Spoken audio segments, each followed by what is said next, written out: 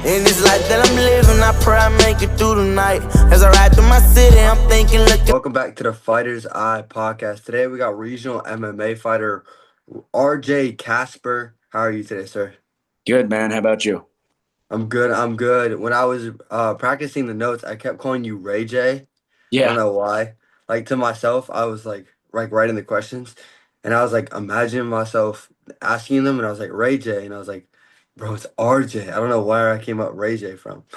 that a lot, actually. People will say that. I just go with it. I don't even care. Really, you get Ray J a lot? I just thought my brain worked differently. I was like, dude, I need to like Uh, lock in. I'm not about to start this interview off with a bad note. But yeah, I mean, you're a regional MMA fighter. You're 10-9. Obviously, when people say that or hear that, they might think, you know, 10-9. Bro needs, you know how fans are nowadays. He needs to quit or he's cooked. But you fought former UFC fighters. I mean, how did you discover MMA and like what made you want to become a professional fighter? when I was like 13, I already knew that I wanted to go all in on fighting. Mm-hmm. My stepdad at the time took me to a jiu-jitsu gym on my 13th birthday. Yeah, and I knew right then, I was like, I'm gonna go as far as I can with this pretty much. And then, when you're a teenager, you kind of get sidetracked a little bit. But I was always training from like 13 to 18, just kind of like Mm-hmm. hit and miss. And then, yeah, like about 17, I really got locked in and then had my first fight at 18, still in high school. And yeah, I was all in on it. I knew I wasn't going to do anything else. Yeah, you're based in Phoenix, Arizona, right? No, I'm in Austin, but I go to Oh, Phoenix okay. for my training camps. I'll go out. Okay, okay. Do you train at Tim Welch Gym? I have been there, but I go to the lab mostly. I like both places for sure, but the lab is, I guess I've just kind of like Hmm. made it with the coaches a lot over there. So I primarily go there when I'm out in Phoenix. Yeah, I know. Yeah, I mean, you've been around the regional MMA scene for a while. 19 fights. I believe you're like 29, 30 years old. You're not the oldest. Yep. Um, there's the UFC fighter called Ming Ding or something. He's like 32 and he's like 45 fights. Kind of insane what the type of fights the type of fights fighters can do at such a young age. But what do you feel is something that not a lot of fans will understand about coming up on the regionals compared to, a lot of fans just watch PFL or UFC. So what do you think, since you've been in the regionals, what do you feel is something that a lot of fans need to realize? Like, dude, most of us are working full-time jobs or most of us are struggling a lot more. Yeah, you got to find plenty ways if you want to fight first off and get anywhere, you have to be full time. So you got to be all in, which you're not getting paid shit though when you're fighting on the regional scene. And really, guys like in the big shows are still having jobs in their first couple fights. So yeah, you have to somehow train full time, but also work to support your bills to be able to train full time. So Hmm. definitely like a rough balance. And I got lucky. I worked fucking every job you can think of, and then I'd probably say the last 4 or 5 years, I finally got a job as just going all in on coaching and doing private sessions and stuff. But it's still a grind because you want to just train, but you have to have something to fund that, and that's probably like yeah one of the biggest battles with fighting being on the regional scene because a lot of guys will just kind of give up because of that because it's too tough, and they want to live life or doing both is just too long or too hard to do for a long period of time. Yeah, it's definitely rough. Yeah, I mean, you said that you coach fighters to, I guess that's like your full-time job along with training. But do you feel like you're learning more about the yourself when it comes to skills in the overall game, just coaching newer fighters? Like maybe a fighter comes in that you haven't worked with and they're like, hey, I do this when I do this. And then you're like, oh, wow, that could actually work with this. Like, do you feel like you kind of learn more about the sport doing that? Oh yeah, for sure. Like coaching in general to me makes it makes you a way better fighter if you're still fighting because now you have to learn how to break it down. And now Mm-hmm. you have to be able to break it down better, but you also have to be able to break it down in different ways because all fighters don't learn the same. They're not able to use the same techniques or concepts in the same way. So Mm-hmm. coaching really forces you to just be able to break everything down. So to me, coaching makes you so much of a better fighter because it's a whole different perspective, and you have to be able to go into different avenues and not just one. Yeah, I mean, this question is a little bit for me. I'm a boxer. I'm No? transitioning into MMA. Okay. I know how to kickbox. I've done Taekwondo, so I don't know how Okay. to kickbox exactly. But what advice would you have for people that like want to start training MMA? Like, it doesn't have to be basic advice, but like if you could kind of like, hey, now that I know what I know about the sport, this is what you should do to learn the most efficient way. What would you say? Number one, you need to find a really good coach. You need to find a coach that's going to be all in with you Hmm. and that's also open-minded because there's a lot of coaches that will want to teach one way. And kind of like I was just saying, you have to be able to, teach your own way, but also be accepting of other styles, other disciplines, other, you know, uh, just other ways you can break it down to certain fighters. And then I'd also say you need to have good training partners because those are going to be the two things that you need for sure. Hmm. So yeah, I mean, I feel like you obviously have a good coach. You're on a 5 fight win streak. I believe three, if not four of them by finish. Yep. Um, First of all, what do you think changed with the win streak? Because when going through your record, kind of seeing how the past was, it was win Hmm. two, lose one, win one, lose one. But now a 5 fight win streak, you beat a former UFC fighter by round one KO in the main event. I mean, first of all, are you expecting or are you hoping a call from the UFC on short notice? Some things said you were bantamweight, some said you were flyweight, one said you're featherweight. So Yeah. I don't know Uh, what weight class, but yeah. I was a flyweight, but yeah, I had to let that go. I was just too big for the weight class. And for some, Yeah. I just like maybe it was because I missed weight before, not proud of that, but maybe that was part of me was like I wanted to prove to myself and others that I could make the weight, but I had to just Hmm. go because my last loss actually was a split decision loss. I still think I won it, but that was the last time I fought lower than 135. And yeah, I didn't feel the greatest for sure. Though it was almost like what is worth cutting this big amount of weight for one, low ass money, and then Yeah. two, I'm not feeling great. So yeah, I just had to let that go. But I'd say what made the turnaround was honestly, I was just really young and stupid, making not making the best decisions outside of fighting. Like when I'm in the gym, I'm always a hard worker, willing to listen to anybody. But I definitely had when I was, around my pro debut and pretty much that whole streak of losses that I had, I was just not living right outside of the gym. Hmm. Had a son, started realizing like shit, I need to get my shit together. So that was really just the biggest shift was just not being in my own way. Had to humble myself for sure. Yeah. Your fight with Aaron Phillips. You won by round one KO. He fought in the UFC years ago. It was a featherweight fight or was it catchweight of 140? That was for the 135 title. Yeah. Oh, okay. It said 143. It said you weighed in at 143. So I was Oh, like, had to on be. Tapology, I was like, dude, what? Yeah. Like No, 143 is not a weight class. my last fight, I fought at 140 at catch weight just because I had like six different opponent changes last minute. Oh, So okay. that's the only time I've fought over 135, and yeah, I don't want to go above that. Those guys are too fucking big. So you would say for the record you are a bantamweight. Yeah, bantamweight, 100%. Yep. All right. Your last fight was in March. It's Hmm. almost September. Are you looking to get it? I'm assuming probably one more, if not two more. When Yeah. are you looking to get back in there? And do you have, I want to say regional fighters need to call out people. I think that's how you get a bigger name. Hmm. Do you have an opponent in mind? This is not just for content. Do you have an actual opponent in mind? Damn, that's a good one.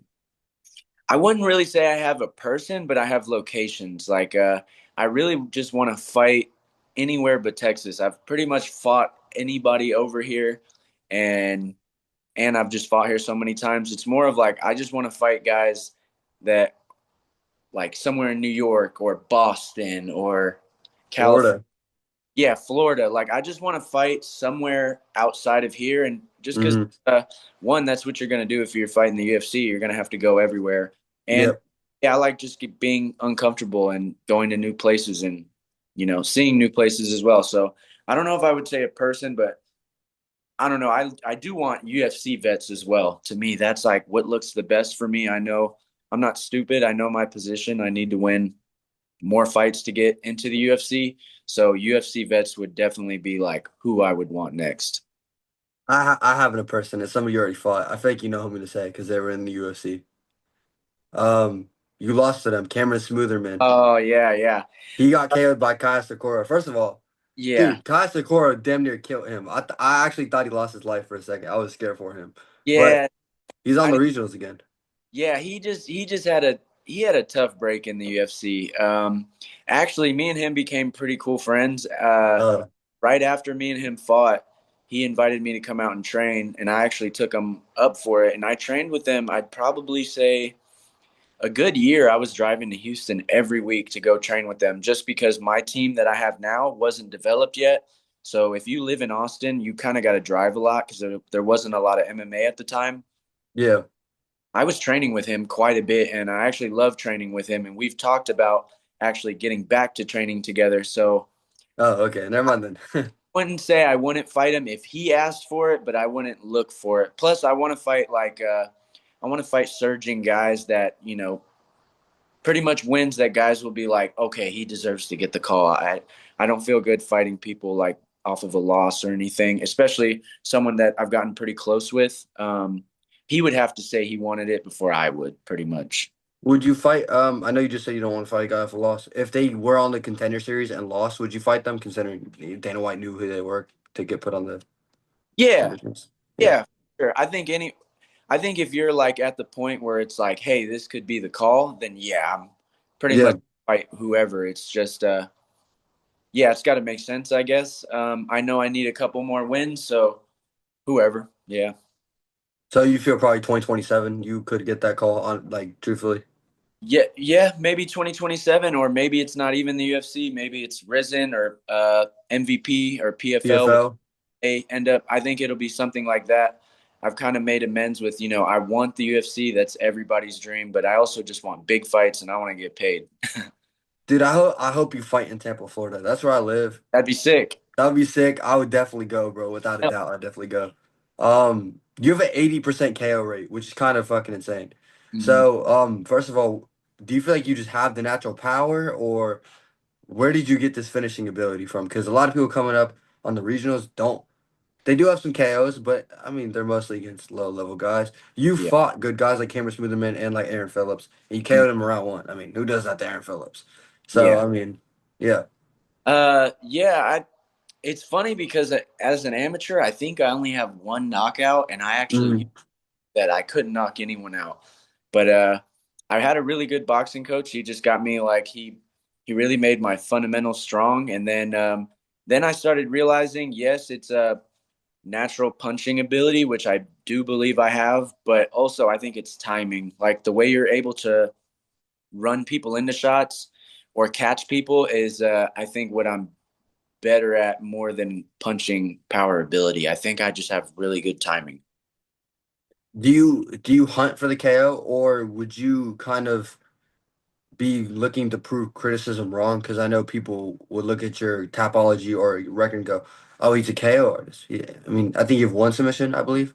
Yep. Um, would you do you have a goal to kind of go out there and get a few more submissions to be like, "Hey, man, take me down. I'm gonna throw up this triangle, so you're cooked." Yeah, I mean, actually, that's actually funny because yes, every fight, like I've actually had to learn to calm down because that's another thing. My Hmm. boss, I hurt the guy like 3 or 4 times, but I just went a little bit too berserker mode. So then he held me on the fence a little bit. So I've learned like through this 5 fight winning streak, I just learned to calm down and just set my shots up. And if the KO happens, it happens. Which to me, that's how you get KOs. Is you're not like you're not hunting for them. You're just setting things up, and it ends up happening. Um, Hmm. but yeah, all these fights, I keep thinking I'm going to end up having to wrestle and grapple, which is honestly what I keep wanting because I want to show that side of my game. People do see the losing streak I had, but they don't understand like the things that go on outside of the cage. If your outside life isn't right, it's gonna leap or it's gonna seep out into the fight night. So Yeah. people that have trained with me in the gyms, I've trained with some of the best in the world. They all have said the same thing. They know my abilities, and I know I'm good everywhere: grappling, wrestling, striking. And I really do hope I get to prove it sometime soon, just so people understand like how dangerous I am. It's not just knockout power. Yeah, I forgot to ask this question when we were talking about gyms. I know you said you trained at the O'Malley gym and you trained at MMA Lab with Mhm. Cannoneer and all them. Mhm. First of all, That's crazy because that's two of the biggest MMA gyms. Hmm. Second of all, do you feel like you learned a lot there, or like do you think you learned the most there? But besides the big gyms, when it comes to gyms you're regularly at, Hmm. do you have any shout outs for coaches or training partners that you think have really helped you the most throughout your career?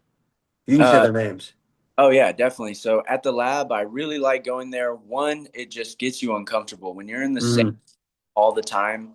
Uh, Mm-hmm. like my gym, I have great guys in the gym, but when you're one of the most experienced and stuff, it's good just to get out and get uncomfortable. Because when you go in a room, especially like the lab where it's 50 or 60 guys and they're all pretty high level, it's just nerve wracking. And that's Yep. good to just like feel those nerves and then be okay with them. And then, yeah, the level of the talent in there is like what I need. I need to be going with guys that are going back and forth with me or also just beating my ass, which Yeah. happens. And then also their coaching staff is great. I really got really close with the head coach there, John Crouch. I really like him. I like the way he leads. Yeah, sir. Yeah, so he's a big reason why I go He's a there. great coach. Yep, Randy Steiche's a great striking coach. I actually made my pro debut on a card with him in like 2013, and I watched his journey all the way through to now. He's one of like the best striking coaches in MMA. But then here at my gym, my head coach is Alonzo Jordan. He was one of my training partners since we were like 13 years old. And then he was a really good pro fighter as well. And then he just ended up retiring. He just called it quits. He has a good record and everything. But selfishly, it works out for me because now he coaches me. So Yeah. him, I have Trevor Wells, who's a tough veteran, who's been one of my training partners for like the past decade. He moved out here. We just got Jeff Molina as well, UFC veteran. He's out here with us now too. So all those guys are really good training partners and coaches for me. Yeah, I mean, have you ever worked with O'Malley? I know you said you were at the Tim Uh, White gym. You ever worked with him? yeah, the time that I came out there, the two times I went and trained over there, I think he had just fought or he was gone for his fight. So I didn't get to work with him at all. You ever met Jared Cannonier? That's like one of my favorite middleweights of all Yeah, time. yeah, yeah. No, he's cool. He's really intense in the gym. It's cool just watching guys like him, Ben Henderson, all the OGs that you watch. Yeah. Cool just watching their energy in the room. It's like you take from it for sure. Dude, I got cooked in my comments when he fought MVP because I picked him by KO. I was Hey, like, dude, just watch. hey, Jared yeah, can find it. bro. Yeah, people just talk shit, but dude, when the best guys are fighting, it's literally rolling a dice. It's him or the other guy. Like, it's a fucking hard life to live. So it's gonna be one of them. No, I knew MVP would win, but like I have a thing where if I really like I'll pick Josh Emmett to beat Volkanovski, bro. I'm Yeah, sorry. I love Josh Emmett. So I thought yeah, he was gonna win, and then he wrestled in round three and won round three. I was like, yeah, dog, if you would have just done that in round two, I would have yeah. let like such a great analyst, bro. Because right when you go for the takedowns, you get it. But yeah, shout out Jared Cannonier. You're loyal. That's good. But where'd you get your nickname, the Badmon, from? Is there like an Uh, origin story on that? yeah. So it's funny. Actually, I was just sparring one day, and this was like right around when I was on my losing streak. I think I just finally won again, and then Mm-hmm. I was just sparring, and then someone tried to say that's a bad man, and then he just said bad mon, like on accident, and I was like, I'm fucking taking that. Did he So have an accent? no, he just didn't mean to Just say it like that. He tried to say bad man, and he just fucked. uh And I was just like, I'm fucking taking that. I like that. And it's I was about to be like, I bet it was a British person, bro. nah, yeah, like I like that. But I got two more final questions for you, man. First of all, going back to the Aaron Phillips fight, do you think that's the biggest win of your career? Yeah, 100%. And like that shit felt like it felt like a movie. The whole lead up, in the back right before I walked out, like everything it truly felt like destiny. I was definitely not supposed to win that fight, and I was scared to death of that fight. And yeah, it just worked out perfectly. Did you think it was gonna be that easy, round one, or were you expecting late waters? I was prepared for 5 rounds of yeah, like us going to hell and back. I for sure thought that was going to be the toughest fight of my career. It just yeah, it just happened picture perfect. Yeah, man. My final question is for you. Is you're a regional fighter? I believe regional fighters deserve platforms. Hmm. Everybody deserves a platform. What is your message to Dana White, Mick Maynard, Sean Shelby? Because I think they should put you on the Dana White Contender Series. Let's go. So, do you got a message for them? What do you got to say? If not this season, next season. If not, maybe week 10. Mm-hmm. What do you got to say to them? Man, sign me. I'm exactly what you want. I'm must-see TV. Nothing but, like you said, 80% knockouts. Yeah. I have all finishes but one decision, and even in that decision win, I was just beating the fuck out of the dude. So I'm everything they want to see: explosive, exciting. I don't have a boring fight. Even in my losses, they've always been super entertaining. So I feel like I'm what they're looking for. They want knockouts, and they want, if it's not a knockout, they want a back and forth war, and that's all I've ever done in any of my fights. 20 fights. That's all it's been. I appreciate you, bro. That was Rjay, Casper, Dana White, Mick Maynard, Sean Shelby. Anybody that sees this, let's get Rjay Casper on the contender series. He KO'd Aaron Phillips in round 1. Who does that to a UFC vet? That's on the regionals. Appreciate your time, bro. For real. We're gonna keep in contact. For sure, man. Appreciate you for taking the time. Yes, sir, bro. Have a nice one. Peace, bro.